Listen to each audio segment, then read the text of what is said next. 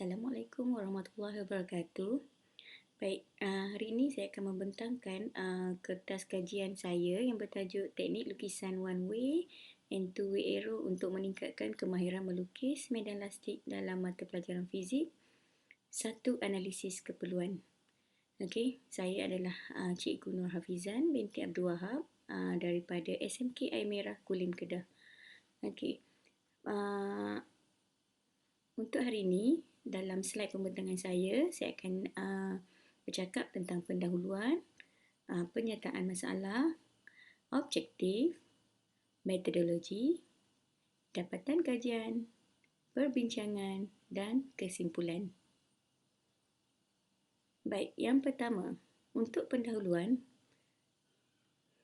One Two-Way Arrow Board merupakan satu bentuk inovasi baharu yang membantu murid-murid memahami konsep asas dalam melukis medan lastik serta untuk menentukan arah daya tolakan dengan lebih mudah dan efisien.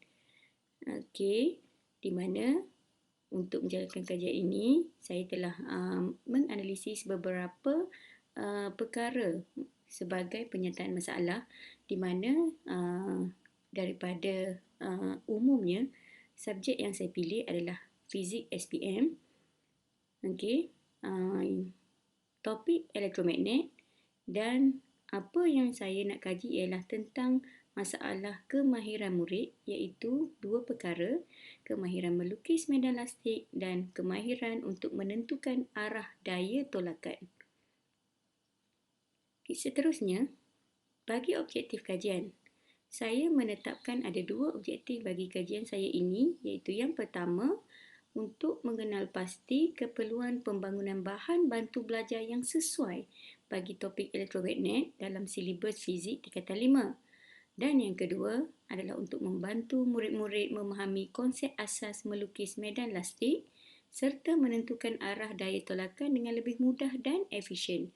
Jadi saya amat berharaplah melalui kajian saya ini, dua objektif ini saya berjaya capai dengan baik. Okey, seterusnya bagi metodologi. Okey, untuk metodologi, kajian saya menggunakan reka bentuk kajian DDR iaitu Design and Development Research yang telah diperkenalkan oleh Ritchie and Klein. Okey, dalam DDR terdapat 3 fasa utama iaitu fasa 1 analisis keperluan, fasa 2 reka bentuk dan pembangunan, fasa 3 penilaian.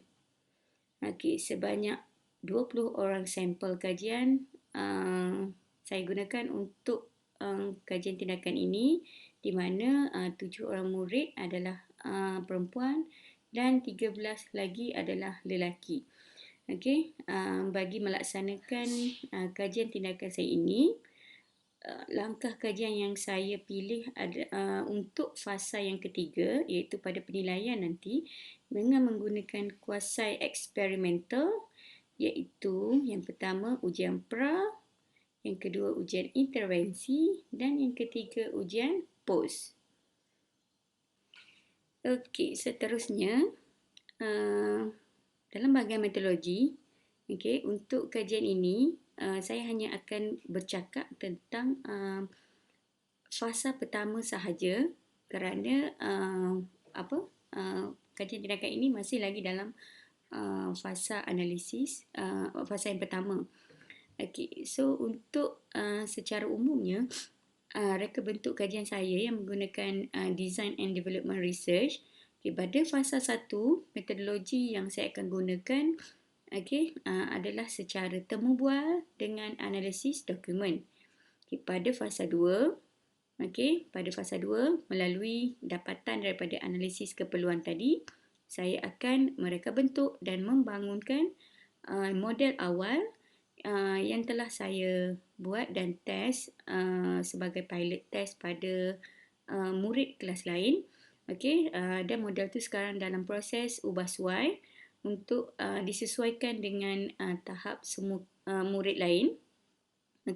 Kemudian yang fasa ketiga nanti barulah saya akan gunakan model yang telah dibuat suai iaitu model sebenar, model 1-2 arrow dalam teknik kuasi eksperimental. Okey, untuk bahagian fasa 1 di mana saya menggunakan analisis dokumen dan temu bual. Okey, sampel kajian yang saya gunakan hanyalah 5 orang kerana saya telah menemu bual 5 orang pelajar untuk mengetahui perlu ke saya bina model ni. Apa masalah student hadapi bila menjawab soalan medan lastik. Adakah murid betul-betul tak tahu untuk melukis arah daya tolakan. So daripada soalan-soalan temu bual ini terhadap 5 pelajar, iaitu 2 orang murid yang daripada kategori lemah, 2 murid daripada kategori sederhana dan seorang murid cemerlang. Okey. Kemudian saya juga telah menganalisis dokumen di mana 2 jenis dokumen yang saya analisis untuk mengetahui keperluan pembangunan produk saya ini. Okey, yang pertama melalui DSKP. Okey, DSKP dan buku teks fizik.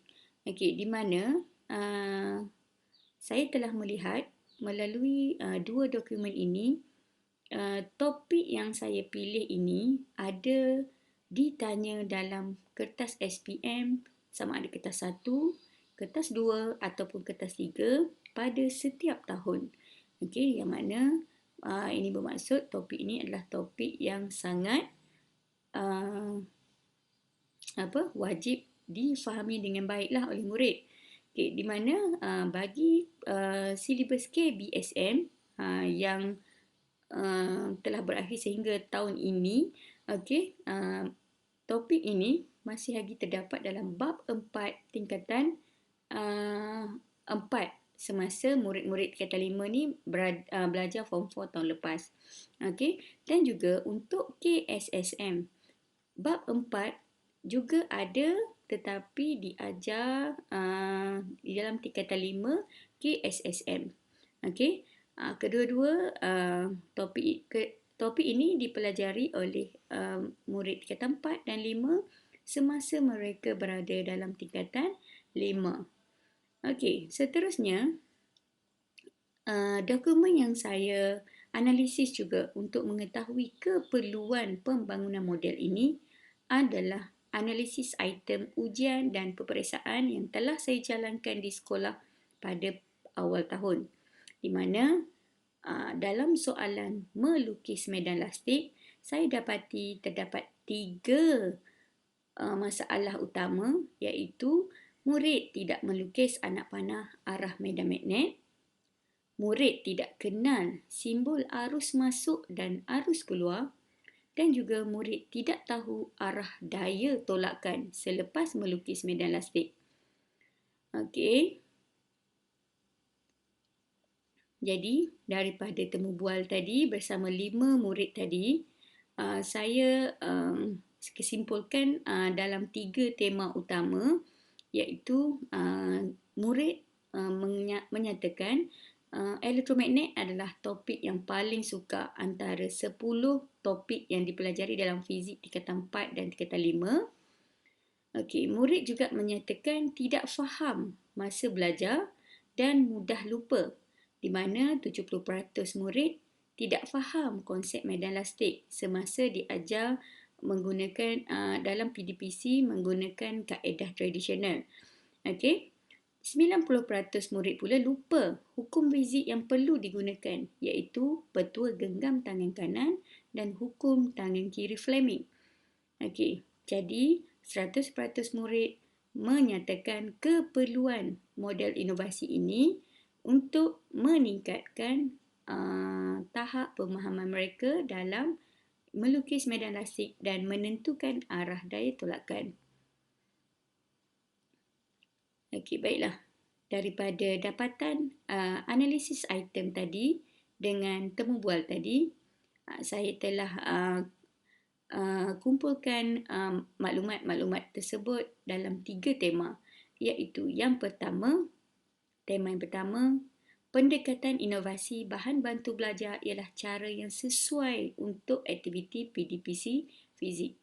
Dengan menggunakan bahan bantu belajar, sebenarnya murid lebih jelas, murid lebih nampak apa yang nak dipelajari kerana murid dapat hands on.